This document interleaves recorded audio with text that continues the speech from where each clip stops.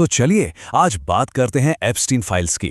एक ऐसी कहानी जिसने पूरी दुनिया को हिलाकर रख दिया और कई ताकतवर लोगों को सवालों के घेरे में ला खड़ा किया। तो हम इस पूरी कहानी को कैसे समझेंगे? देखिए, सबसे पहले हम जानेंगे कि इन फाइलों का असल में रहस्य क्या था। फिर देखेंगे कि ये कैसे एक बड़ा राजनीतिक वादा बना। इसके बाद पारदर्शिता के लिए जो लड़ाई लड़ी गई उस पर बात करेंगे और फिर देखेंगे कि जब खुलासा हुआ तो क्या सामने आया और आखिर में इसके नतीजे क्या रहे। तो चलिए शुरू करते हैं पहले हिस्से से। सबसे जरूरी बात यह समझना है कि जब लोग एप्स्टीन फाइल्स कहते हैं तो उनका असल में मतलब क्या होता है, क्योंकि इसको लेकर बहुत ज्यादा कंफ्यूजन है। और यह है वो सबसे बड़ा सवाल, एप्स्टीन फाइल्स और एप्स्टीन लिस्ट में आखिर फर्क क्या है। ये जानना बहुत जरूरी है क्योंकि ज्यादातर कंफ्यूजन यहीं से शुरू होता है। देखिए, इस मामले में सच और अफवाह के बीच एक बहुत बड़ी दीवार है। एक तरफ है फाइल्स, मतलब असली सबूत, 60 लाख से भी ज्यादा पन्नों के वो डॉक्यूमेंट्स जो एफबीआई ने सालों की जांच में जमा किए। और दूसरी तरफ है एक लिस्ट की कहानी, एक ऐसी क्लाइंट लिस्ट जिसके बारे में न्याय विभाग ने साफ साफ कह दिया कि वो मौजूद ही नहीं है। तो फाइलों को लेकर ये जो बहस थी वो बहुत जल्द एक बहुत बड़े राजनीतिक तूफान में बदल गई, खासकर 2024 के चुनाव अभियान के वक्त। 2024 के चुनाव के दौरान एप्स्टीन फाइल्स को जारी करना एक बड़ा चुनावी वादा बन गया था। डोनाल्ड ट्रंप ने खुद कहा कि वो शायद इन रिकॉर्ड्स को पब्लिक कर देंगे। वहीं उनके साथियों ने बाइडेन एडमिनिस्ट्रेशन पर आरोप लगाया कि वो जानबूझकर क्लाइंट लिस्ट को छिपा रहे हैं। तो माहौल एकदम गर्म था। लेकिन चुनाव के बाद कहानी ने एक जबरदस्त मोड़ लिया। फरवरी 2025 में समीक्षा की घोषणा हुई। फिर मई में खबर आई कि फाइलों में खुद ट्रंप का नाम भी है, हालांकि अपुष्ट अफवाहों के साथ। और फिर जुलाई आते आते न्याय विभाग ने कह दिया कि कोई क्लाइंट लिस्ट है ही नहीं। और इसके कुछ ही दिन बाद 16 जुलाई को खुद राष्ट्रपति ट्रंप ने इस पूरे मामले को एक धोखा कह दिया, मतलब पूरा का पूरा यू टर्न। और ये था वो बयान। ट्रूथ सोशल पर उन्होंने लिखा कि ये सब एक नया स्कैम है जिसे अब से जेफरी एप्स्टीन होक्स कहा जाएगा, और उनके पुराने समर्थक इस बकवास में पूरी तरह फंस गए हैं। ये इस कहानी में एक बहुत बड़ा और नाटकीय मोड़ था जिसने सबको चौंका दिया। तो जब प्रशासन ने इस मामले से अपने हाथ पीछे खींच लिए, तब कांग्रेस ने मोर्चा संभाला और यहीं से पारदर्शिता के लिए एक सीधी लड़ाई शुरू हुई। फाइलों को बाहर लाना कोई आसान काम नहीं था। इसकी शुरुआत पीड़ितों और उनके परिवारों ने की, जिन्होंने कांग्रेस से एक्शन की मांग की। इसके बाद कांग्रेस में सुनवाई हुई, समन जारी किए गए।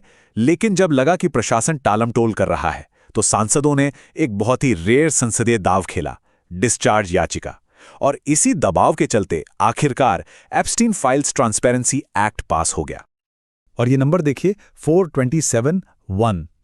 सोचिए, हाउस ऑफ रिप्रेजेंटेटिव्स में 427 वोट इस बिल के पक्ष में पड़े और सिर्फ एक सदस्य ने इसके खिलाफ वोट दिया। ये दिखाता है कि इस मुद्दे पर कितना जबरदस्त राजनीतिक दबाव बन चुका था।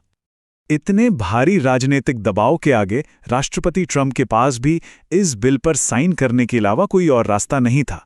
भले ही वो पहले इसका विरोध कर रहे थे, लेकिन दिलचस्प बात यह है कि उन्होंने इसे एक प्राइवेट सेरेमनी में साइन किया जहां कोई रिपोर्टर मौजूद नहीं था, जो उनकी हिचकिचाहट को भी दिखाता है। तो अब कानून बन चुका था और अब दुनिया भर की नजरें इस बात पर थी कि इन फाइलों में आखिर निकलेगा क्या।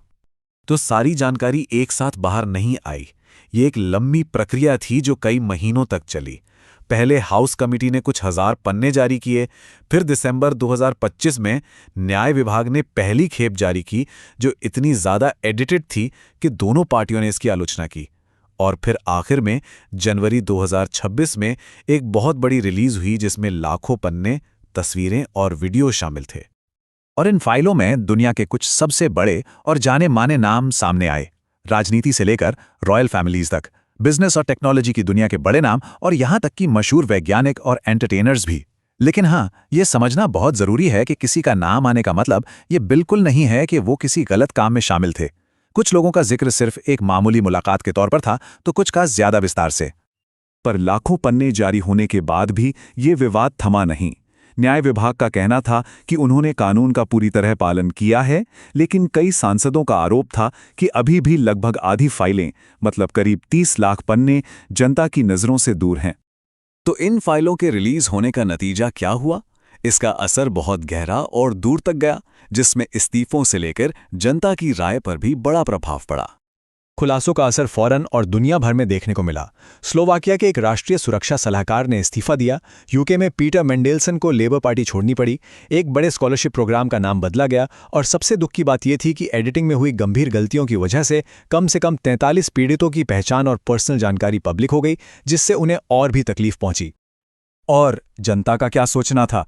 जनवरी 2026 के एक CNN पोल ने यह साफ कर दिया, करीब आधे लोग 49% सरकार द्वारा जारी की गई जानकारी से नाखुश थे। उन्हें लगता था कि पूरी सच्चाई सामने नहीं आई है।